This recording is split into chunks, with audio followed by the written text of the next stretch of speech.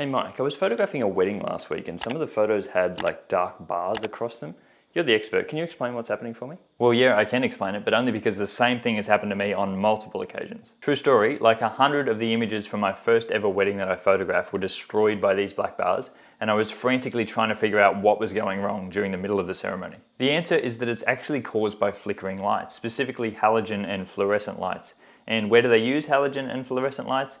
In churches and other wedding venues. The first fix is to make sure that you're using a mechanical shutter on your camera as opposed to an electronic shutter or a silent shutter. The electronic shutter is great because it's silent, but the issue comes along with how it actually reads the sensor. On an electronic shutter, it goes along each row and exposes each pixel one by one, working its way down the sensor. Now, it doesn't matter if your shutter speed is 1/200 or 1/4000. It still takes about 1/30 of a second to get all the way from the top down to the bottom of the sensor. Outside in the sunlight, this normally wouldn't be an issue, but inside the lights are flickering at like 50 Hertz or 50 times a second. So depending on when that pixel in the sensor was exposed, the lights could be on or they could be off. Hence the banding that you get down the image. Now when you use a mechanical shutter you don't have this issue, but just like I was telling you with flash sync speed, you do have curtains that move back and forth over the sensor. Again, it's the same issue. If you use a shutter speed that's too fast, you may get different parts of the sensor exposed to different parts of the flickering lights. At the end of the day, it's all a little bit of trial and error here, but as a general rule, I like to keep my shutter speed below 1/200th of a second inside churches, and even lower if I possibly can to avoid that banding.